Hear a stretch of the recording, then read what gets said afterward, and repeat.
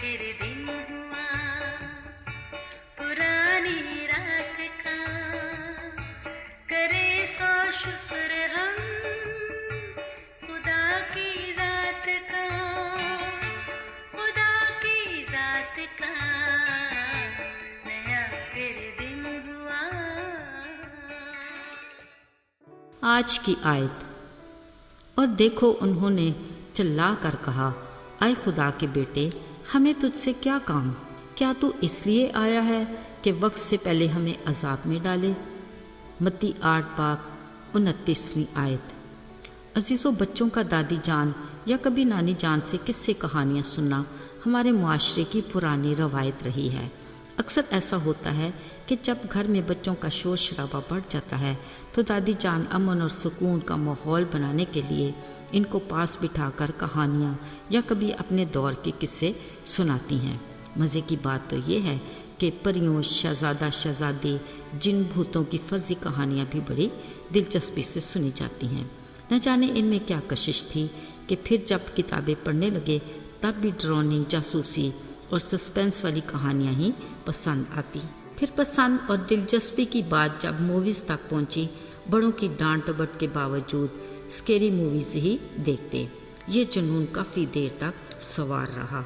आगे चल के अगरचे वक्त के साथ तब्दीलियाँ आती रहीं, मगर इन डरावनी मखलूक का कुछ ऐसा तिलिस्मी असर था जिनका वजूद एक मुअम्मा बनकर जहन के किसी गोशे में महफूज होता गया, इस अच्छे की उम्मीद के साथ कि कभी तो हल निकल ही आएगा।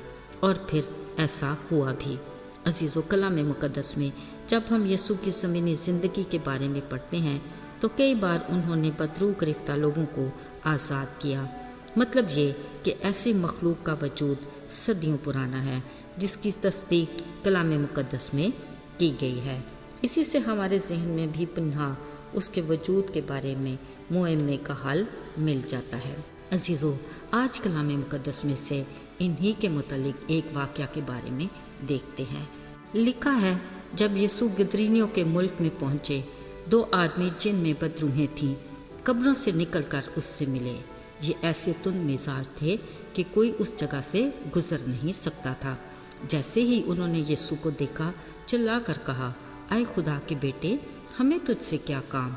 क्या तू वक्त से पहले हमें अजाब में डालने आया है? फिर इन बदरूहों ने यीशु से बड़ी हैरत अंगेज बात कही कि अगर तूने हमें इन आदमियों में से निकालना ही है तो हम तेरी मिन्नत करते हैं कि हमें उन सूरों के गौल में भेज दे जो यहाँ करीब ही चल रहा है।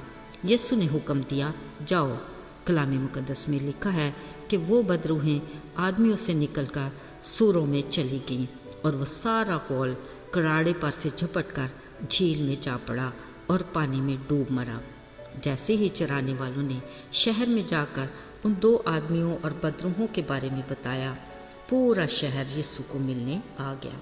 अजीज़ों, कैसी अजीब बात है कि बदरूहें यीशु को जानती थीं। उन्होंने यीशु के खुदा का बेटा होने का इकरार भी किया। उनको ये भी इल्म था कि अब उनकी खैर नहीं, यीशु ज़रूर उन्हें किसी अजाब में डालेगा।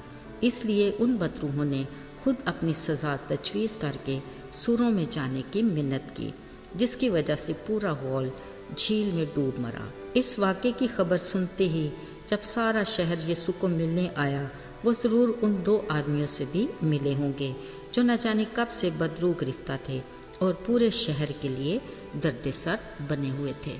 वो यकीनन यीशु की मौजज़ाती शख्सियत से मुतासर हुए होंगे। शायद बहुत से लोग यीशु पर ईमान भी लाए हों।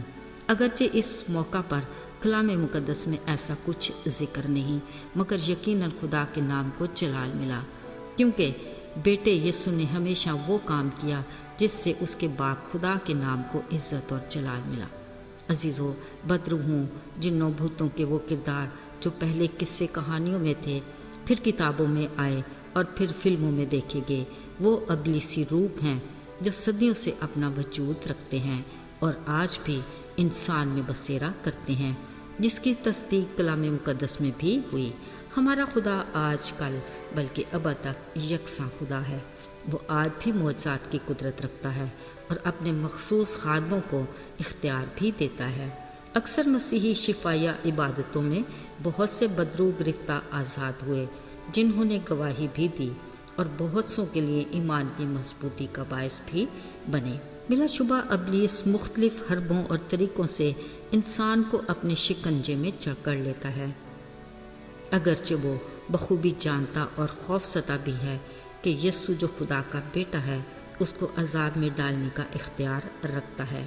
وہ قادر مطلق جو نہ صرف اپنے حکم سے بدرو گرفتہ انسان کو آزاد کراتا ہے بلکہ گناہ کے موذی مرض کے شکار انسان کو بھی اپنی جان کے کفارے اور لہو کی قدرت سے شفا دیتا اور ہلاکت سے بچاتا ہے۔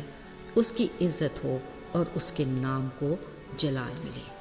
آئیے دعا کرتے ہیں۔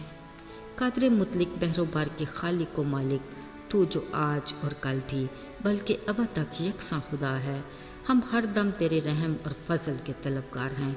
ہمیں اپنے پروں کے سایہ میں محفوظ رکھ اور ہمیں ہر طرح کے ابلیسی وار سے بچائے رکھ اور ہمارے ایمان کو مضبوطی عطا کر، یسوع کے مبارک نام میں آمین۔